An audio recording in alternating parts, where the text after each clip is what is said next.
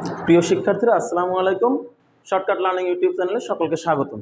আমাদের নিয়মিত আয়োজন এসএসসি বাংলা দ্বিতীয়র ব্যাকরণ অংশের আজকের পর্বে আমরা আলোচনা করব বাক্যান্তর নিয়ে। বাক্যান্তরের প্রথম পর্বে, বাক্যান্তর পর্বটাকে আমরা তিনটা পর্বে ভাগ করেছি।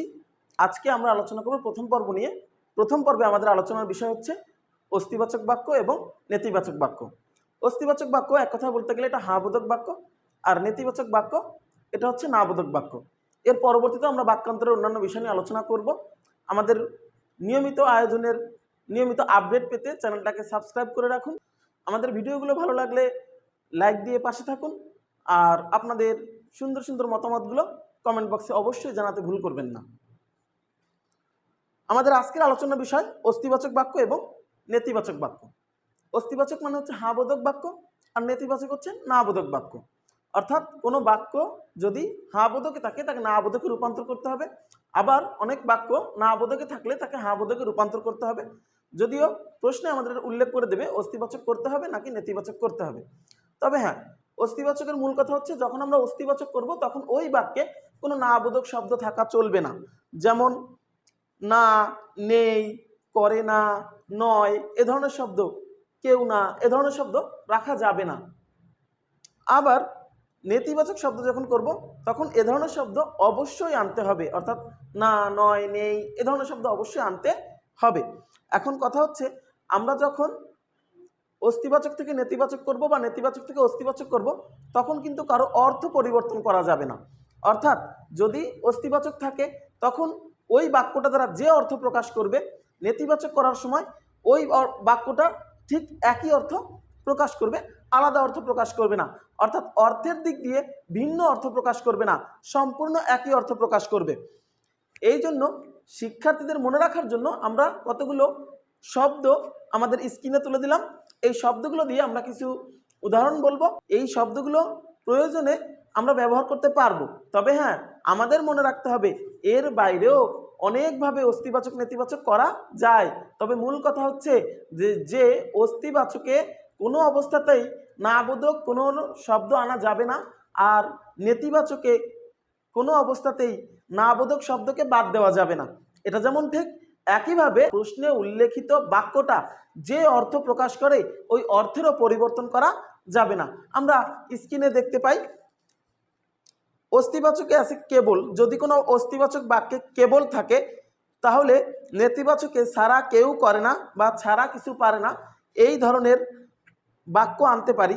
যেমন কেবল আল্লাহই আমাদের সাহায্য করে, আল্লাহ ছাড়া কেউ আমাদের সাহায্য করে না। আবার যদি বলি আমি শুধুমাত্র ফুটবল খেলতে পারি, ফুটবল ছাড়া আমি কিছু খেলতে পারি না। এখানে মনে রাখতে হবে আমরা বাঙালি, বাক্যগুলো আমাদের মনের মাঝে এমনিতেই সহজে চলে আসবে, কিন্তু আমি যে লক্ষণগুলো দিয়ে দিছি, যে বিপরীত শব্দগুলো দিয়ে দিছি, এইগুলো দ্বারা বিপরীত বাক্যটা সাজালে আমাদের স্টুডেন্টদের জন্য সহজ হবে। যেমন যদি কোথাও মাত্র থাকে তাহলে বেশি না অথবা কম না। অর্থাৎ আমার কাছে মাত্র 10 টাকা আছে, আমার কাছে 10 টাকার বেশি না। আমার কাছে মাত্র 10 টাকা আছে, আমার কাছে 10 টাকার কম নাই। এরপর দেখি আমরা অবশ্যই করে। হ্যাঁ, অবশ্যই করে কথাটা সবসময় উল্লেখ থাকে না, অনেক সময় বাক্যের ভিতর উজ্জ্ব অবস্থায় থাকে। অর্থাৎ আমি যদি বলি আমি কাল বাজারে যাব, এখন আমি কাল বাজারে যাব, আমি নিজের কথা নিজে বললাম, এক্ষেত্রে আমার নিজের শতভাগ ইচ্ছা আছে বাজারে যাওয়ার, অর্থাৎ এটা অবশ্যই যেতে হবে, যাওয়ার প্রয়োজনেই আমি যাব। অবশ্যই এখানে যদিও উল্লেখ নাই কিন্তু এখানে উজ্জ্ব আছে, আমি কাল বাজারে যাব। তো যখনই অবশ্যই করে কথাটা আসবে তখন আমরা না বোধকে না করে পারে না এই শব্দটা ব্যবহার করব। যেমন আমি কাল বাজারে যাব, অবশ্যই উল্লেখ নাই কিন্তু গুপ্ত আছে, উজ্জ্ব আছে যে অবশ্যই যাব, আমার ইচ্ছা আছে। এজন্য আমরা এখানে না করে পারে না কথাটা নিয়ে আসতে পারবো।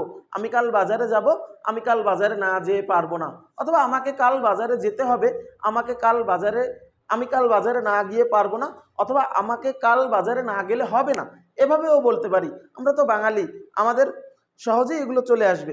যদি কোনো বাক্যের ভিতরে এমন কথা থাকে করার সাথেই, তখন আমরা না বোধকে নিয়ে আসবো করতে না করতেই, তাহলে দেখবেন যে অর্থগুলো ঠিক থাকবে।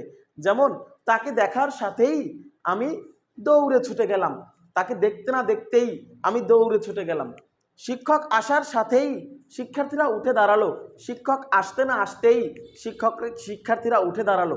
অর্থাৎ এখানে আমি যে লক্ষণই ব্যবহার করি না কেন, অর্থ কিন্তু মিল থাকবে, অর্থ এক থাকবে। অনেক, আমার অনেক বন্ধু আছে, আমার বন্ধু অনেক আছে বলছি যেহেতু আমি যখন নাবোধক বলবো তখন হবে আমার বন্ধু কম না। আবার আমার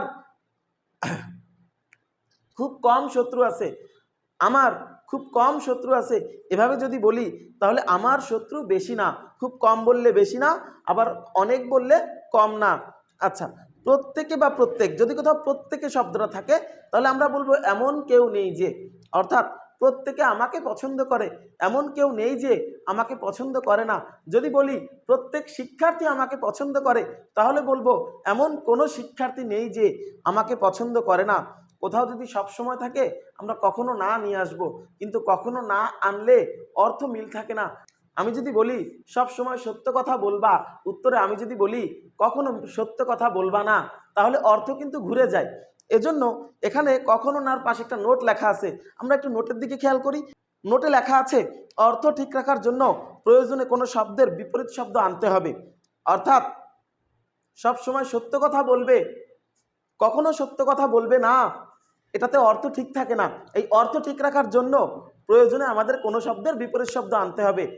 যেমন সব সময় সত্য কথা বলবে, কখনো মিথ্যা কথা বলবে না, সত্যের বিপরীত মিথ্যা। আমাদের অস্তিবাচক নেতিবাচকের মূল কথা হচ্ছে অর্থ ঠিক রাখতে হবে, না বোধক বললে না নিয়ে আসতে হবে, আর হা বোধক বললে অবশ্যই হা রাখতে হবে। প্রিয় শিক্ষার্থীরা, গত পর্বে আমি একটা প্রশ্ন করেছিলাম, প্রশ্নটা ছিল টাইগার ও বাঘের ভিতরে পার্থক্য কি। আসলে টাইগার ও বাঘের ভিতরে মূল পার্থক্য হচ্ছে টাইগার মানে বাঘ, বাঘ বাংলায় বাঘ, আর বাঘ বিইউজি, এই বাঘ মানে হচ্ছে সার পোকা। অর্থাৎ টাইগার আর বাঘের ভিতরে পার্থক্য হচ্ছে টাইগার আলাদা একটা প্রাণী, হিংস্র প্রাণী যা বনে থাকে, আর সার পোকা যা বিছানায় বালিশের ভিতরে অনেক সময় তোষকে পাওয়া যায়, এগুলো হচ্ছে সার পোকা। ধন্যবাদ সবাইকে আমাদের ভিডিওটা দেখার জন্য, ধৈর্য ধরে আমাদের পাশে থাকার জন্য। আপনাদের সুন্দর সুন্দর মতামত আমাদের কাম্য, আপনাদের সহযোগিতাই আমাদের আগামী দিনের পাথেয়। আল্লাহ হাফিজ।